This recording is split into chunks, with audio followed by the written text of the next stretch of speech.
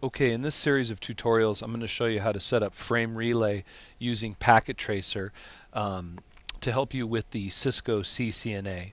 And I'm going to walk through setting it up, building it from scratch, setting up the network from scratch in Packet Tracer, and how to do a static frame relay map, and then how to do the preferred frame relay with sub interfaces.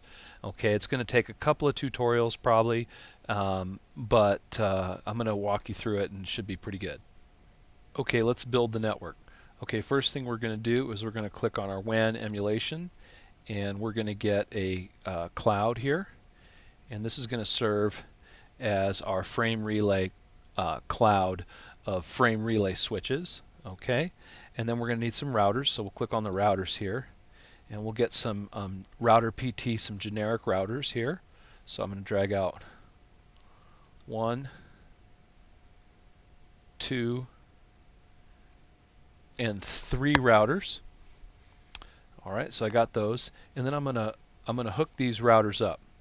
So I'm gonna click on this and get these, and I'm gonna set the DCE side of the cables to the cloud and set the DTs to the routers.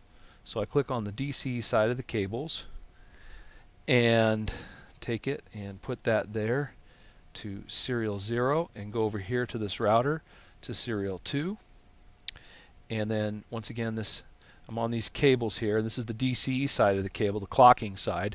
Usually it's the ISP that's going to handle the clocking, so that's why I'm setting the clocking to be the cloud here.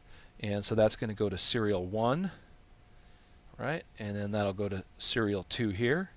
And then once again the DCE side of this cable to the cloud, serial 2, and then to the router to serial 2, right? So the clocking is being handled by the clocking, the DC side is being handled by the cloud, and the DTE are the routers, right? Okay, and they're all the router serial 2/0 interfaces. So we got those set up. Okay, and we're going to change the names of these guys right now. We'll call this R1. And we're going to take this guy and call this guy R2, and we'll take this guy, call him R3. Okay, so we've got R1, router 1, R2, and R3. Alright, and then we're going to need PCs to connect to these, and we can have switches too if we wanted to have multiple hosts, but I'm going to bypass the switch and just go straight to the end devices and grab a PC and put a PC over here, and then another PC over here, and another PC over here. Okay, and let's see here, I'll take that. We want to hook these guys up, and we're going to hook these guys up to the Ethernet ports on the routers, and to do that, since we don't have a switch here, we're going to use a crossover cable. So I'm going to go over here, grab a crossover cable, click here, Ethernet to the first Ethernet, which in this case is fast Ethernet 00. Alright, and crossover Ethernet to Ethernet 00, and crossover Ethernet to Ethernet 00. Okay, so now we got all that. Of course, our interfaces are all down right now. That's why I got the red, but we'll bring them up. Okay, I'm going to label how we're going to configure this out. So for this PC, I'm going to make him 192.168.1.100. Okay, so he's going to be on the 192.168.1 network, and he's going to be host 100. All right, so that's how I'm going to work that. For this guy over here, he's going to be on the 192.168. Let's say 5 network, and he'll be dot host 100. So 192.168.1, 192.168.5 network, host 100. All right.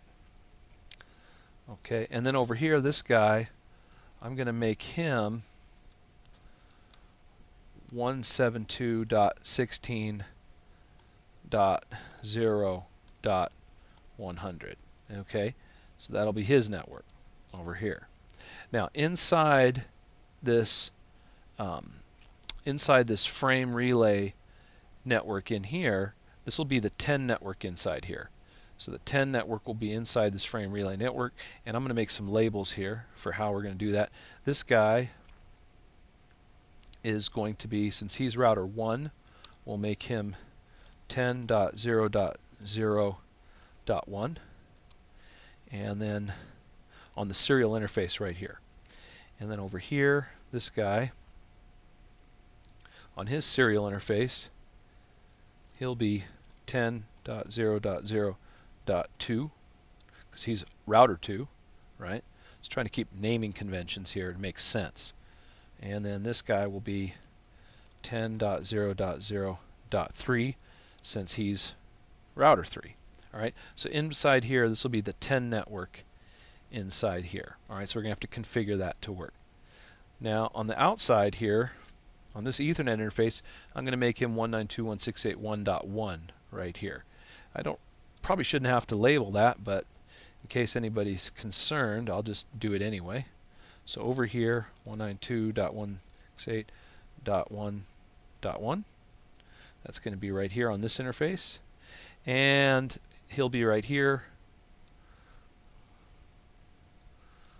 172.16.0.1. And over here, this guy will be 192.168.5.1. Okay, and that's going to be on the Ethernet interface right here. All right, and we'll just use classful subnet masks, and we're also going to have to set up our DLCIs for each router. We have to have DLCIs that are locally significant for the router in question. So each router is going to need 2 DLCIs. This router is going to have a DLCI that goes to this router, and then this router is going to have a DLCI that goes to this router. And likewise, over here, this router, a DLCI going that way, and a DLCI going that way. And this one router, DLCI this way, and DLCI going that way. And so we'll set that up. So let's make some labels so we know what we're configuring. So for this router, he's going to have DLCI. Let's see here. I'm going to start since he's router 1, the DLCIs will be 102, and that DLCI will go to router 2. And then he'll also have DLCI 103 going to router 3. Okay, and then I'll just click on this and drag it here. So we're going to have router 1 will have DLCI 102 and 103. Okay, and then router 2 here will have DLCI 201 going to router 1, and DLCI 203 going to router 3. And let's make sure we get spaces in here for uniformity. Got to make sure we have some uniformity here. All right, that looks good. So 201 will go over here to router 1, 203 will go to router 3 here. All right, so that's this guy's DLCIs that we're going to configure. And then router 3 also needs them. So router 3 is going to have DLCI 301 and DLCI 302. All right, just put those there. And so now we'll have to configure those. So 301 will go this way, 302 will go that way. All right, once again, what we're doing here is frame relay. All right.